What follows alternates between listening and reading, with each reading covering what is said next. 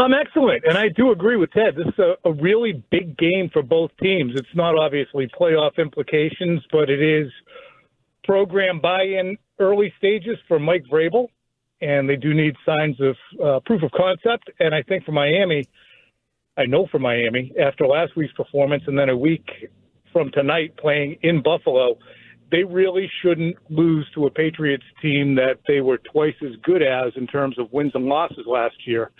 So it's huge for Mike McDaniels' team to not lose that game. Tom, I thought you had an interesting back and forth with Mike Vrabel yesterday, kind of along the lines of something I've been talking about, wanting to talk about, and I was glad you asked him about this whole idea of calling plays and maybe sticking with it and running the play, even if it's not the perfect defensive look, and Josh McDaniels and the rules that Drake May has to maybe get out of plays. After you left that back and forth, where I think Vrabel said something to the effect, we're not looking to say I told you so, either side of the equation. Right. How do you feel about that part of this early season offensive feeling out process with Josh McDaniels, Drake May, and Vrabel learning to coexist?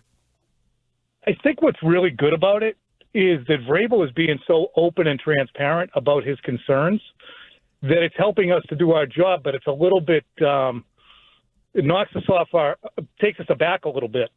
And I think that Vrabel doing that does engender us to say, well, is he crushing Josh here?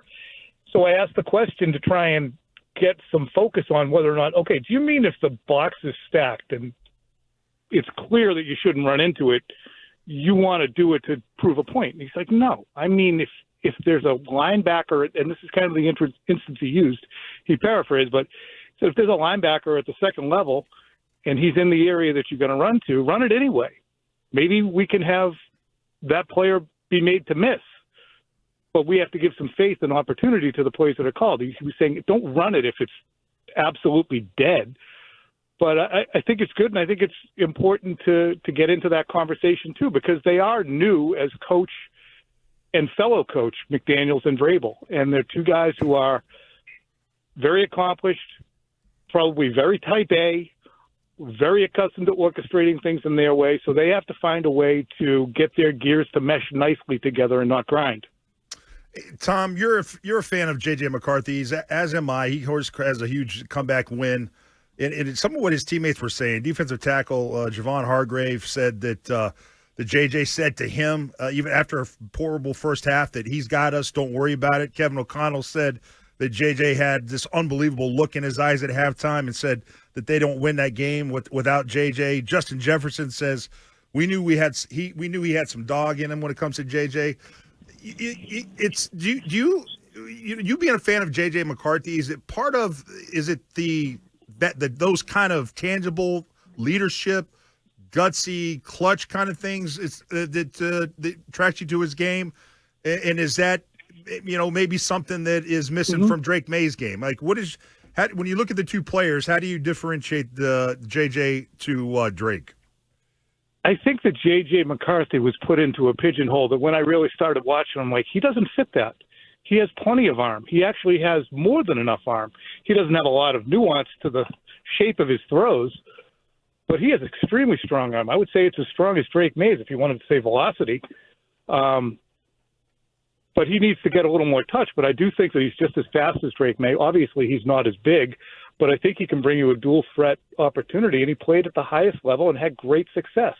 So I'm looking at a guy who religiously moves the chains, who's won a national championship, was very accurate, I thought, and had all the arm strength. So that's why I like J.J. McCarthy. I didn't necessarily like J.J. McCarthy at 3.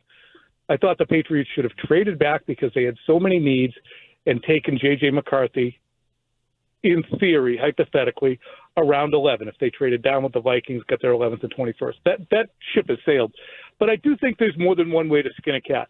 Peyton Manning wasn't like Tom Brady. Tom Brady wasn't like Patrick Mahomes.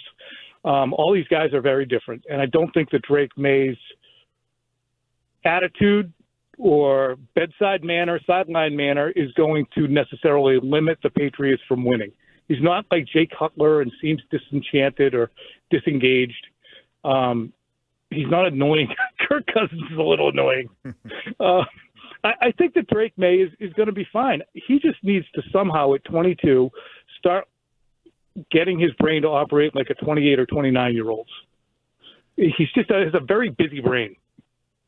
Yeah, I'm with you, Tom. I love J.J. McCarthy coming out of Michigan, and I think the kid's a winner as well. And I think the reason why fans in this area especially wanted to make the comp like Ted was alluding to was because of the fiery demeanor, the ferocity with which he played in the fourth quarter, the manner in which he behaved after the game.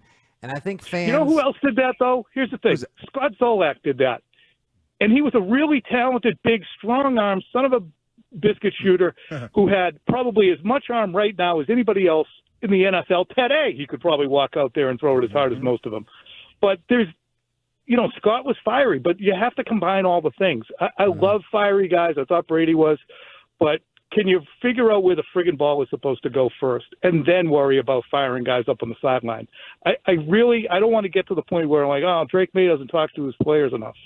And J.J. McCarthy does, because sometimes those guys could go right up your friggin' chimney with a shut up. Just go do your job. Stop worrying about screaming at me over here. Oh, Fitzy, I thought you had a follow-up question there. That was going to sort of lead. Original question. Yeah. Well, as far as a follow-up, sure. I got a quick one, Andy. Thank you. Anyway, Tom, rapid fire. The first thing you think will look significantly better for the Patriots Sunday, and now that they'll put all the work in, first thing that's going to look significantly better Sunday will be? Mario Douglas. Ooh. Oh, good one. I like that. Hope so. Two catches, -2 yards. You can't exist like that. 7 targets, Tom. 7 targets, only 2 catches. Yeah, can't have that. Okay. Want to go to the other? Want to go to the other side of the wide receiver equation? Do you want to take a victory lap? Because I heard you blowing some severe smoke up the booty before the season started, and he comes out. He averages 17 yards a catch. He's got 100 yards. Is that sustainable? Is that not that those numbers specifically, but do the Patriots have what looks like a number one wide receiver? The Patriots have their number one wide receiver. I don't know if he would be the number one on any of the other 32 teams. 31. But he certainly can be passable on a team that is, challenged at the wide receiver position. Can you take away Kayshon Boutte, ladies and gentlemen? Yes, you can. He's not Devontae Adams. He's not Justin Jefferson. If you want to stop Kayshon Boutte, I'm sure that you could do that. But he still will catch the ball. He does get separation. He is solidly built. For a guy his size and weight, he's kind of a heavy fella, strong. So he's going to get open. He's going to get separation. He always catches the ball, in my estimation. Folks can seize on the times that they've seen him drop it. I've watched him in practice, as have you guys all. He makes some absolutely insane catches, and he does it so religiously. And his body control is so good that I've been saying it since his rookie year, that his body control, his hands are top level. And if he can go to the right spot, keep his ego in check, he can have a long career. Yeah, I liked his comments after the game, too, just expecting more from an emotional standpoint to come out in the second half. Maybe taking a leadership role, too, so interesting stuff. But, Tom, I want to ask you about Terrell Williams is taking a few days away from the team for undisclosed reasons. He was, had some health issues earlier in the summer. He's missed a lot of time. Is this something that the Patriots should be concerned about? Because, do they have, the middle linebacker coach, I forget, Zach Kerr. Zach Kerr, yep. Zach Kerr is going to maybe take over play calling duties like he did in training camp.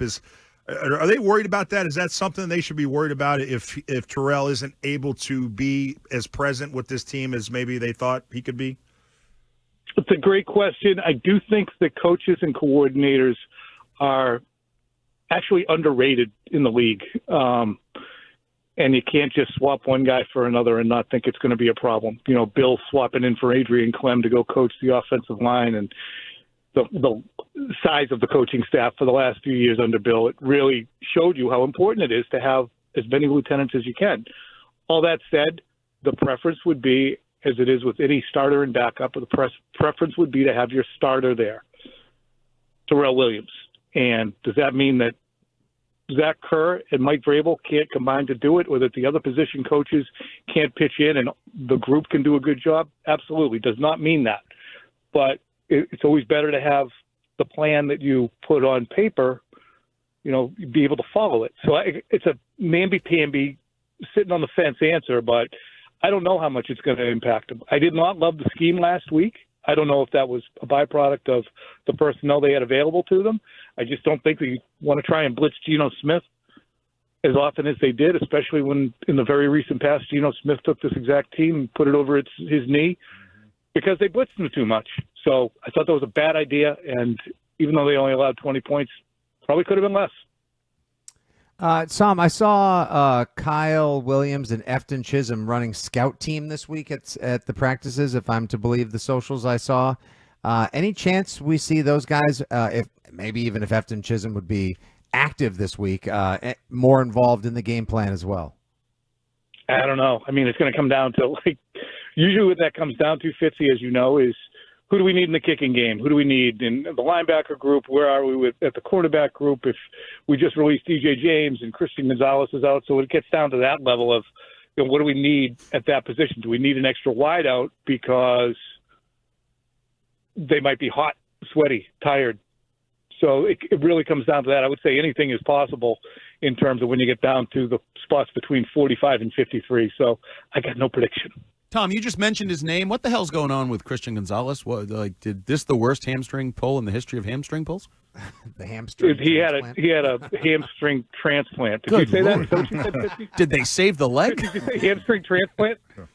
Yeah, honestly. God. Yeah, he's going to have to. I don't know. It's the world's worst hamstring pull. You would think that with a hamstring pull like that, you would have seen it roll up like Ted's bicep back in 1998. But it did not. And was it 98, Ted? 98 and 99, but yeah, 98, week 12. But who's counting? Yeah. Just rolling up like a lampshade. So should we God. be concerned, Tom? Is this – because I've heard your boys on Tuesdays, Tommy Tuesdays with Jones and Keefe, they keep talking about contract. Is there something going on behind the scenes? And there's no information. The one positive spin I put on this there's earlier. No information. Isn't that a good thing? Vrabel's gotten rid of all the rats. There's no information coming out about the Gonzo hamstring, but just the 6 weeks without seeing him is starting to be concerning. Yeah, I mean, this is the world's worst hamstring injury. It did not look like it at the time. No one has said that it's been exacerbated, so it's only going to continue to create the question of, well, why is it taking so long? Is he being really tender about it and trying to get it to 100%? Mike said that's not the case last week. Mike's emphasized that he's engaged. The only breadcrumb that we have is when he was asked about Christian Gonzalez and his expectations for him this year. He spent zero time talking about on-field expectations and all his time in a 1-minute answer talking about what players need to understand about accomplishing things for themselves and getting their contracts and their brands jump-started early in their careers, and how they also have to meet the team halfway. The team will do what it can to make sure that the player is taken care of. Meanwhile, the player has to meet the team halfway. I don't know if that's a wild coincidence that in a question about Christian Gonzalez, Mike went into that conversation, but there would be no quote from the preseason prior to him being injured that would fit better this conversation about Christian Gonzalez when we wonder, where the hell is he? Tom, I got one more question for you because I think I got all the time in the world. Okay, you got a little bit. Just give me 1 minute on Bill Belichick. Bill's come out and he's responded, which is always kind of surprising that he's showing his hand more, but he's responded to the to the rumors that he wasn't allowing Patriot scouts into the facility, and he told you why, because he feels like he isn't welcome here. Trademark Office denies 4 applications filed by him and his girlfriend Jordan Hudson. I mean, kind of a rough week for Bill. Just your thoughts on Bill's response to all these reports. You know how that term gaslighting has kind of come to light in the last 7 or 8 years? Actually, came from a play back in like the 40s or 50s. Was the first time it was used. But the term gaslighting, people are like, what the hell? What does it even mean? What Bill did there was the very definition of gaslighting. He's insisting something is a fact that is known to not be a fact, that it makes you in turn, as the listener, question whether or not what you know to be true is actually true. So when Bill says, I'm not welcome there, he's asking the entire region to suspend memory of last offseason when 70,000 people stood on their feet and cheered him, and the crowds were giddy to have him back. Yep. I mean, I was he's there. welcome here. Nobody sat down. They all gave him a long ovation. Long.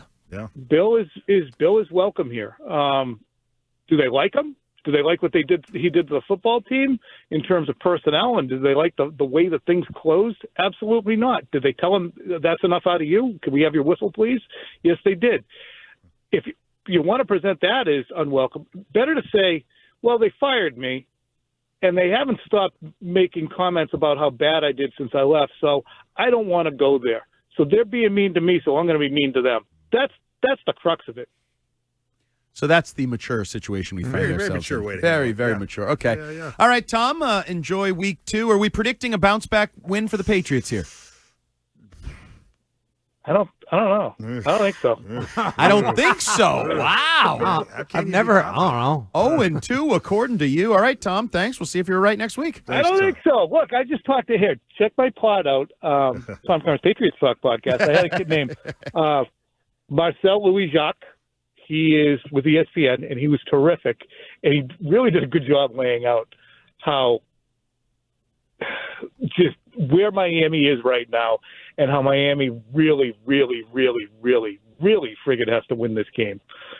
And it's not like they played great, the Patriots, last week. So I need proof of concept before I say the Patriots are going to go and win a game.